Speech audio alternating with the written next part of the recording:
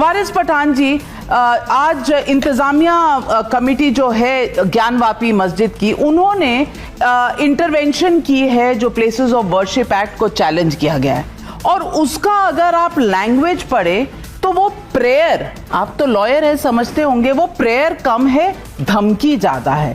कह रहे हैं कि अगर कुछ आपने किया डिक्लेरेशन जो पेटिशनर ने मांगी है तो इसके जो नतीजे होंगे वो ड्रास्टिक होंगे, उग्र होंगे।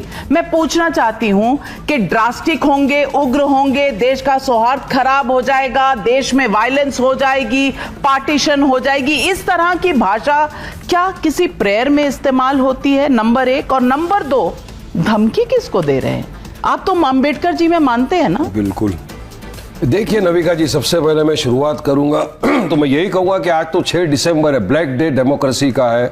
1992 के दिन हमारी बाबरी मस्जिद को धोखे से शहीद कर दिया गया था।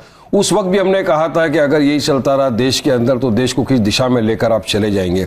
प्लेसेस ऑफ वर्शिप एक्ट ये सब चीज़ को मद्देनजर रखते हुए बना था 1991 में कि आगे से जो भी धार्मिक स्थल हो 15 अगस्त 1947 तक के उसका आप नेचर कैरेक्टर चेंज नहीं कर सकते। मगर ये नहीं समझ रहे, ये बार बार लोअर कोर्ट्स में जाके सर्वे का ऑर्डर लाते हैं, सर्वे कराने की बात करते हैं। और आप हम तमाम ने देखा कि सर्वे के नाम के ऊपर ज्ञानवापी के अंदर क्या हुआ, हमारा वजू खाना सील कर दिया गया। सर्वे के नाम पर संभल में हमने तमाम ने देखा कि किस तरह से 5 मुस्लिम युवाओं का कत्ल कर दिया गया, शहीद हो गए 5 मुस्लिम युवा। और आपका टॉपिक ही है, जब जो मस्जिद कमेटी है जिसने गया है सुप्रीम कोर्ट में, उन्होंने साफ कहा है ना, हम तो पहले से बोलते आ रहे कि अगर आप इसी तरह सर्वे करते रहे, हिंदू मुसलमान के बीच में आप नफरत फैलाते रहे, तो हमारा देश तो वही 92 के एरा में चले जाएगा। तो जब 91 प्लेसेस ऑफ वर्शिप एक्ट, उसका फायदा क्या हुआ? उसका इंटेंट और इंटेंशन तो एक ही था ना कि देश में नफरत खत्म हो जाए, हिंदू मुसलमानों के बीच में भाईचारा बना रहे, गंगा जमनी तहजीब जो थी वो बनी रहे। मगर आप तो सबको खत्म करने के चक्कर में आ गए। 1991 प्लेसेस ऑफ वर्शिप एक्ट आप मानते हैं? बिल्कुल मानते हो। तो उसमें कहा है कि एएसआई जो प्रोटेक्टेड मॉन्यूमेंट्स हैं उस पर वो लागू नहीं होती है। सुनिए, जब पूरा तो नहीं मान बहुत अच्छा टॉपिक आपने छेड़ा है।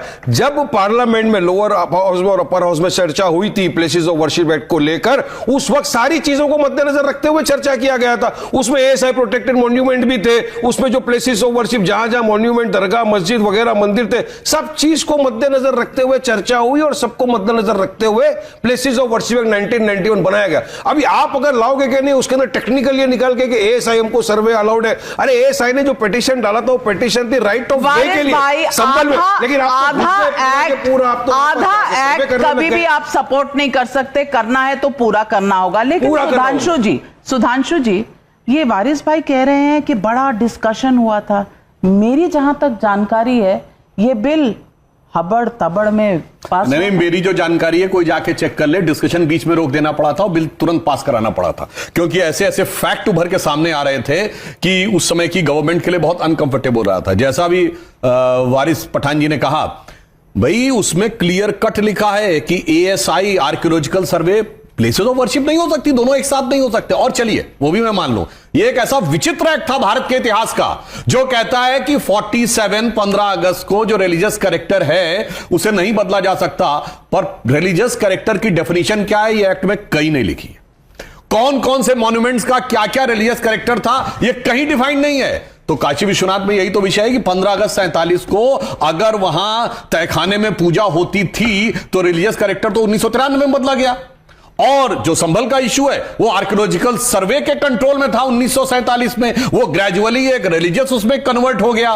तो इसलिए अगर बिल्कुल टेक्निकल जाएं तो आपको बहुत साफ समझ में आता है। और वैसे मैं एक बात ये कहना चाहूंगा कि साहब जो धमकी देने की बात है, तो आज आपने कहा ना 6 दिसंबर है, मैं बताना चाहता हूं 6 दिसंबर को रात 11:15 बजे, मैं यंग एज में मुझे याद है, छत के ऊपर 11:15 बजे बीबीसी हिंदी सेवा से का बुलेटिन आता था और उसमें बाला साहब ठाकरे जी ने कहा था कि अगर मेरे कारसेवकों पे यह आरोप है कि बाबरी मस्जिद उन्होंने गिराई तो हमें गर्व है जो आज आपके साथ है। मगर मजे की बात है, शाही इमाम जो थे जामा मस्जिद के इमाम बुखारी, उनका जानते हैं, कोई रिकॉर्डेड हो तो बीबीसी में जाकर कोई सुन सकता है। उन्होंने कहा बड़ी लो टोन में बाबरी मस्जिद मिसमार कर दी गई है, हम हर आदमी से ये अपील करते हैं कि अमन चैन बना के रखे। एंड द सेम शाही इमाम 1987 बोट क्लब की रैली, उन्होंने ये कहा कि राजीव गांधी सुन लो, तुम्हारी हुकूमतें हमारी कदमबोसी करके ही रही हैं। तुम्हारी मां भी हमारे आगे झुककर ही हुकूमत करती थी और तुम्हें भी झुकना पड़ेगा। और उन्होंने एक फ्रेज बोला था, ये किसी के पास पुरानी मीडिया रिपोर्ट हो तो जाके देख ले, उन्होंने कहा था ना घबराओ मुसलमानों, खुदा की शान बाकी है, अभी इस्लाम जिंदा है, अभी कुरान बाकी है, वो काफिर हैं जो दिल में हंसते हैं, जाकर उन्हें बता दो अभी तो करबला का आखिरी मैदान बाकी है। और उन्होंने कहा था जिस दिन ये ईंट टूट गई एक भी, ये मुल्क इतने टुकड़ों में तकसीम होगा कि आप गिन नहीं पाएंगे। और मैं एक और लोग याद दिलाना चाहते हो, सबको याद होगा, लोग कहते थे जिस दिन राम मंदिर बन जाएगा उस दिन मिडिल ईस्ट के देश पेट्रोल देना बंद कर देंगे। आज राम मंदिर भी भव्य बना है और सुनिए अबू धाबी में भी मंदिर बना है। और Bharat middle east Europe corridor भी बन रहा है।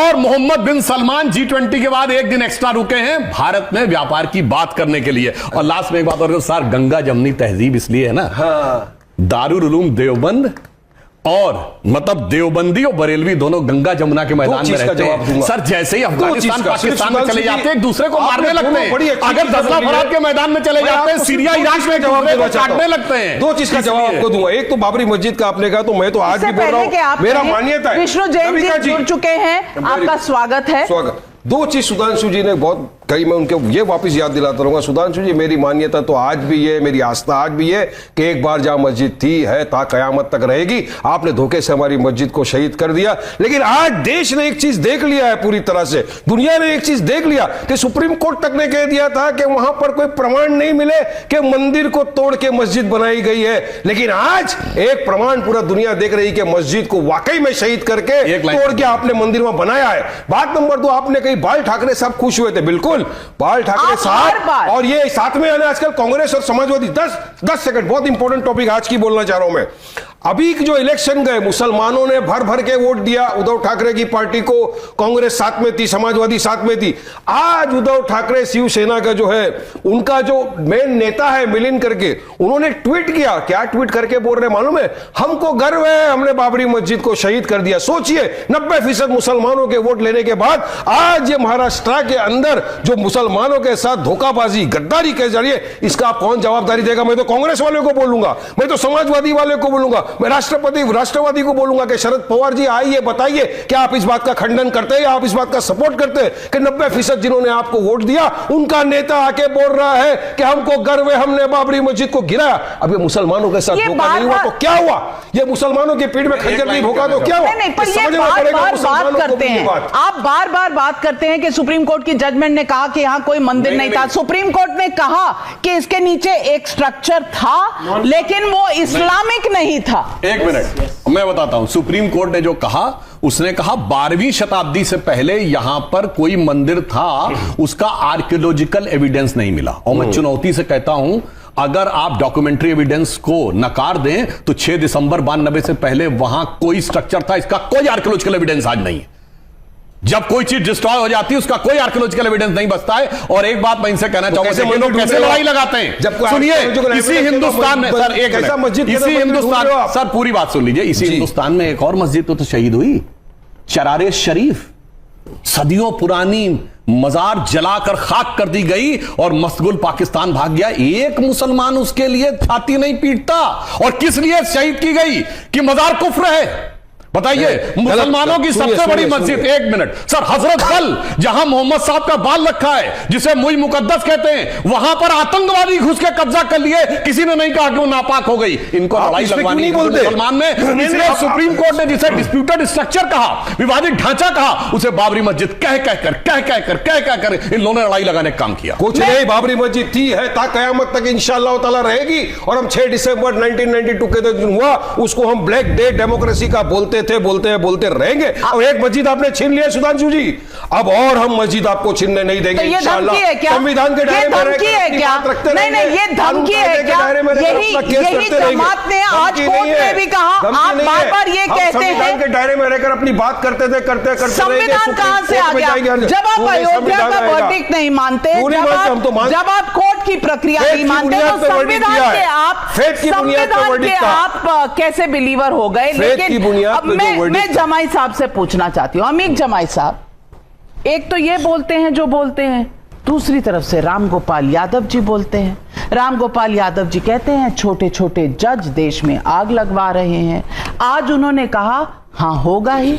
अगर इस तरह से कोर्ट में दायर किए जाएंगे पिटीशंस तो अशांति होगी। मैं पूछना चाहती हूं, किसको डरा रहे हैं, किसको धमका रहे हैं? क्योंकि 92% वोट आपका मुसलमानों से आता है। ये 2024 के लोकसभा इलेक्शंस दिखाते हैं। इंडिया गठबंधन को 92% मुसलमानों का वोट मिला, तो बस उन्हीं के लिए, एक वोट बैंक के लिए ये स्टेटमेंट्स हैं। बात से मुसलमानों की नहीं नाविका जी, आपका कार्यक्रम पूरे देश में इस वक्त करोड़ों लोग देख रहे होंगे। आप बात कर रही हैं कि जो सांप्रदायिक उन्माद है, पोलराइजेशन की जो राजनीति है इस देश के अंदर, शिलान्यास से आप उठाइए, राम मंदिर का जो प्रोजेक्ट था भारतीय जनता पार्टी और जो ये आंदोलन इस देश में चलाया गया, इस देश को क्या मिला?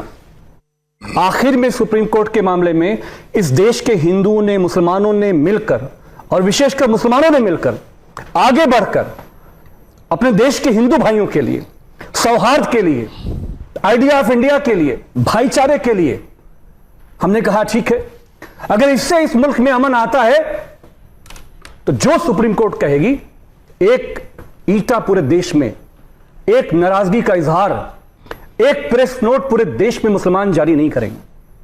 और जो लोग इसके जानकार हैं वो ये जानते हैं कि सुप्रीम कोर्ट के बाद जब फैसला आया तो इस देश के सब लोगों ने माना। लेकिन क्या जब प्रधानमंत्री जी हमारे देश के विकसित भारत, पता नहीं कौन सा भारत, और इस देश में आप देखिए दूसरी तरफ 65% माएं इस देश में पहली बार जब वो मां बच्चा पैदा करती हैं तो कुपोषण है। इस देश के अंदर 70% विश्वविद्यालयों में, सुधांशु जी संसद में हैं, इनको आंकड़े बहुत पता हैं, शिक्षक नहीं है हमारे देश के विश्वविद्यालयों में। और ग्रामीण उत्तर प्रदेश चले जाइए, हमारा ग्रामीण भारत में चले जाइए, सेप्ट्रान का टैबलेट अस्पताल में नहीं मिल रहा है। झांसी में क्या हुआ? एनआईसीयू के अंदर वो बच्चा कौन था जिसने अभी आंख भी नहीं खोली थी? हिंदू था, मुसलमान था, मंदिर में जाएगा, मस्जिद में जाएगा, बौद्ध मंदिर में जाएगा, जैन मंदिर में जाएगा, किसी को नहीं पता। इसीलिए अखिलेश यादव जी कहते हैं कि इस देश में पॉजिटिव पॉलिटिक्स कब होगी। पॉजिटिव पॉलिटिक्स का मतलब यह है कि जब प्रधानमंत्री जी जो कहते हैं वो करते क्यों नहीं है? क्या यह बात सही नहीं कि पुष्पमित्र शुंग का, जब हम इतिहास में जाएंगे, हम इतिहास के छात्र रहे, स्टूडेंट रहे, पुष्पमित्र शुंग ने इस देश के अंदर यहां से लेकर अफगानिस्तान तक, नाविका मैम, पूरे देश में उसने जो है बौद्ध मठों को जमीन में दफना दिया। आपका नाम बताइए, हवा मत दफना दिया था। कोट करिए सोर्स, और हवा में झूठ मत बोलिए, सोर्स कोट करिए, इनको सोर्स कोट करिए, सुधांशु सोर्स कोट करिए, और एविडेंस नहीं, एविडेंस किताब बताइए, सोर्स किताब बताइए, और सुनिए, फैक्ट पर बात जैन मंदिर, अच्छा ये जैन मंदिर, गुजरात में जैन मंदिर, जहां भारतीय जनता पार्टी को मौका मिलता है जैन समाज पर चढ़ाई करने का काम करते हैं, और एक सैकड़ों साल पुरानी मंदिर पे हिंदू समाज के लोगों ने कब्जा कर लिया। और गोमती एविडेंस है, गोमटगिरी आंकड़े हैं, गोमटगिरी, किताब है, गोमटगिरी मध्य प्रदेश में क्या हुआ? कोई डॉक्यूमेंटेशन है जिसके बेसिस पर आप ये गोमटगिरी मध्य प्रदेश में क्या हुआ? हमारे जैन साहब बैठे हैं, हो सकता है कि गैर हिंदू हैं, जैन समाज की भी इनको थोड़ा चिंता हो, ये बता देंगे। गोमटगिरी में हिंदू समाज के लोगों ने मंदिर को कब्जा किया। मेरा सवाल सिर्फ ये है कि ये जो हजारों साल के इतिहास हैं, मंदिर खोदना, मस्जिद खोदना, बौद्ध मत खोदना, जहां पे जिस मंदिर में जाइए बुद्धा की मूर्तियां निकलती हैं, कल लोग आएंगे कहेंगे साहब मंदिर गिराइए, मंदिर का सर्वे कराइए, यही होगा इस देश के अंदर।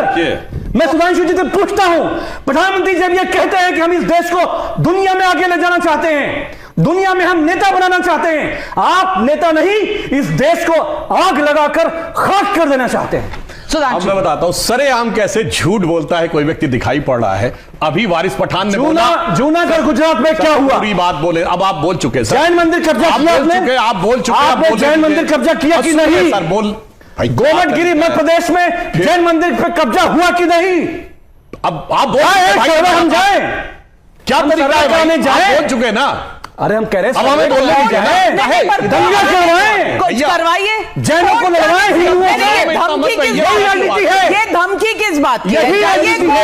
देश में संविधान है, कोर्ट जाइए। अब देखिए अमीक जमाई जी ने आए बाएं साएं बोला। अभी उसका पहला प्रमाण ये कह रहे हैं मुसलमानों ने बड़ा उदार हृदय दिखाया और सुप्रीम कोर्ट को स्वीकार किया। भैया कान में तेल डाले बैठे थे वारिस पठान तो बोले ताक कयामत बाबरी मस्जिद रहेगी और हम हमेशा मानते हैं। मेरे भाई एक तरफ ये बोल रहा दूसरी तरफ ये बोल रहा, सरेआम झूठ इसे कहते हैं।